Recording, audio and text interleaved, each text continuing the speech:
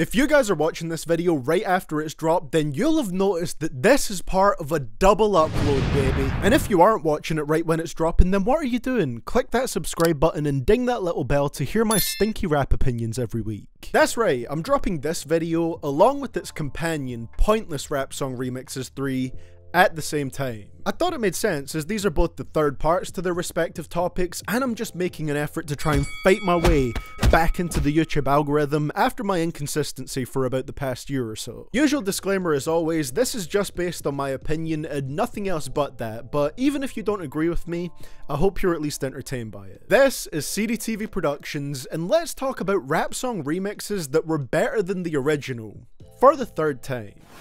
She belongs to the streets, yeah. Swaggin' Tokyo in the plug, Japanese, yeah. Better than the original doesn't always mean that the song is all that great after the remix.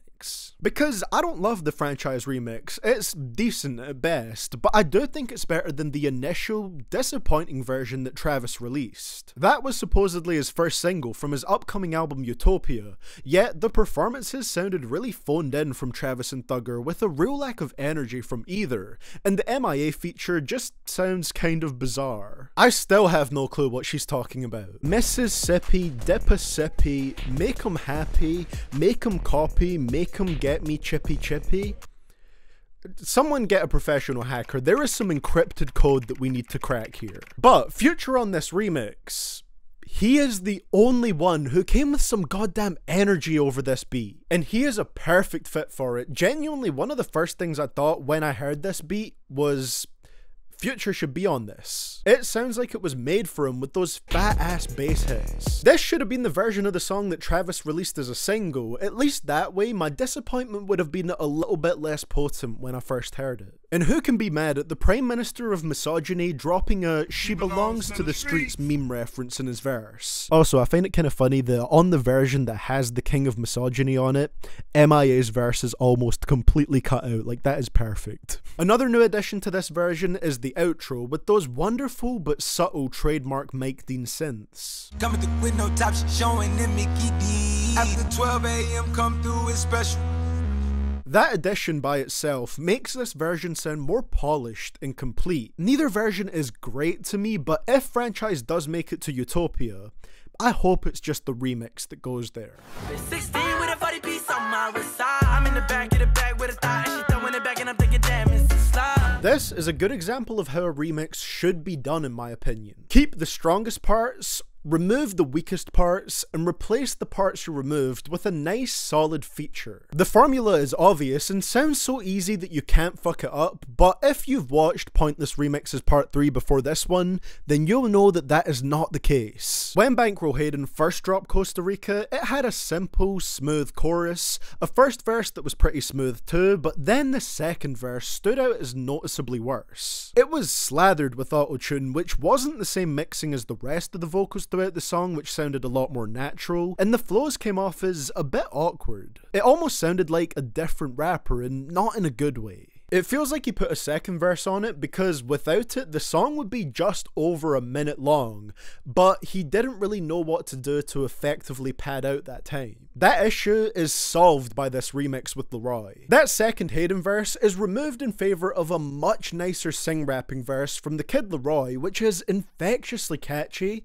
despite being so short. The addition of Leroy improved the song a lot for me and made it one that was worth saving to my phone as a simple, short, catchy song that I can listen to at any time. Let me get them, yeah. They gon' hate on the young anyway. They only call me when they having bills to pay. Ain't nobody ask me how I feel today. I think the Nah Nah Nah remix gets the franchise stamp of why was this version not the original song. Kanye pulled off the ultimate flip, taking a worst song of the year contender, shaking it up and adding a couple features to it, and turning it into a best song of the year contender. I have to start by talking about DaBaby.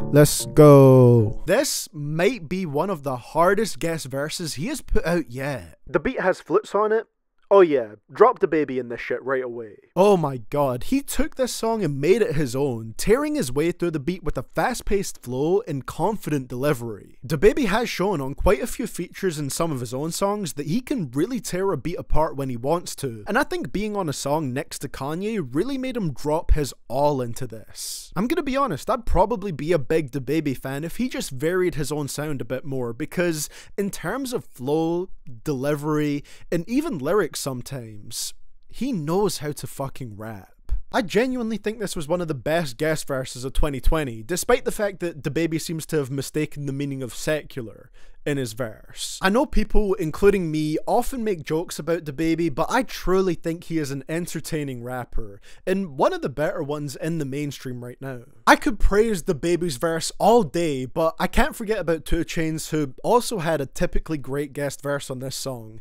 filled with entertaining lines and slick little bits of wordplay. Going down like Aspen, diamonds in the watch like aspirin. From the clay like Cassius, ride the beat, the seatbelt fasten. Both of them took this track to a completely different level. The only issue I really have with this remix is the censoring of the song due to the fact that Kanye only makes clean music now. It really kind of interrupts the flow of the track, but it is a testament to how strong the rapping is on here that it still holds up even after being heavily censored. A way more cohesive version of Nah Nah Nah. This remix exceeded expectations for me. When the scene got ugly, but it's beautiful, baby, it's marvelous, pretty, some flowers and daisies, you absolutely praise it. You get shot up from the knot in your head to the knot in your legs. It's a remix of a Pop Smoke song that has Lil Wayne spazzing out over a drill beat. That's all I have to say. Daffy Woo was cool on the original, but when you have a remix with a legend like Wayne spilling his words over the track with a barrage of wordplay and punchlines, that is going to be my choice to listen to most often. Special shout out to the line Wu-Tang Bean in the cream bean cream and the cash rolls everything around me since. Definitely check this one out if you haven't heard it. Got it from the 30 main, and I did it under 30 main. Got a whole pocket full of sherbet. First, second, third verse, heard your mixtape, never heard worse. And as I speak these words, I can hear the people on hip hop Twitter who have little to no personality outside of the music they listen to, furiously clutching their Playboi Carti body pillows and hopping into their group chats to validate their music taste that they're insecure about for some reason. This random Scottish man doesn't like the rapper I do. I must attack him for it to defend this rapper that wouldn't even look in my direction. That's not a shot at Carti fans, by the way. 90% of you are cool, and I have no problem with people loving his music. I'm just talking about the stands that think people are beneath them for not liking Carti. And not even in a meme way, they just genuinely think they're better for it for some reason. Those are the ones that will be upset that I prefer Denzel's remix of one of Carti's songs. But hey, I personally didn't like Die Lit, and I love Denzel's music, so of course, I'm gonna prefer his version of R.I.P. I don't think he was being super serious on here, he was just having fun and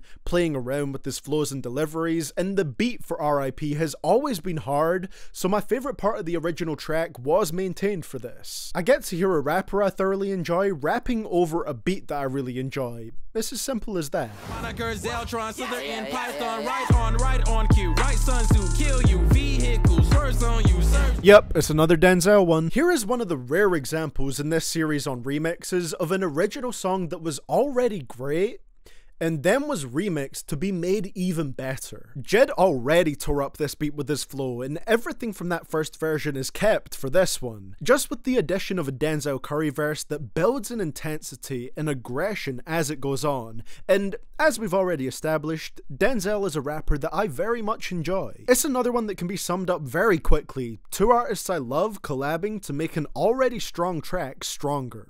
Rolling Stone never gave me a cover, so I shot when I ain't do college. I said fuck them lessons, I ain't join no game. This one is just like R.I.P. to R.I.P. for me. Incredible beat on the original song, but the rapping on it was severely lacking for me. If you don't know, this is a remix of Freestyle 4 by Kanye West and Designer. And while I love the horror score style beat with those eerie high-pitched strings, Kanye just spits out random ass thrown together bars that would make his current day Christian self faint due to the content. I get that the concept of the song is that it's an off-the-top freestyle, but I really didn't care for how it came out. But then you have What the Fuck Right Now, and Tyler just brings a whole new energy to this beat. He breathes life into the track with his vibrant personality. After the drums drop in, he just snaps over this beat. When Tyler is flowing intensely, it just captivates me and gets me hyped up every single time. He makes you feel the fun that he's having in the studio recording the music.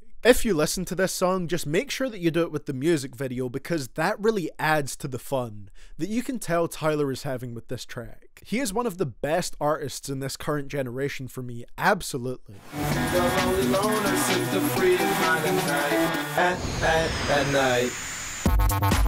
And I saved this one for last because this is rare for me. An electro house remix of a rap song that I enjoy more than the original. My inner music festival white boy really jumped out with this one. Usually when there's an electronic, EDM, or dubstep remix of a rap song, it does not turn out well. Once again, you can refer to the Pointless Remixes 3 companion video for more on that. And I don't know if it's just because this is the first version of Day and Night that I ever heard, but I think it absolutely slaps. And the electronic elements like the drums and the buzzing alarm sounds give it a lot more energy than the original song, while still maintaining that really spacey vibe. I'm pretty sure the OG Day and Night didn't even chart in the UK, where I grew up. But this Crookers remix peaked at number 2 on the UK singles chart in 2009, when I was about 12 years old, so that's why I heard the remix first. The Crookers remix is the version of this Kid Cudi song that's nostalgic to me.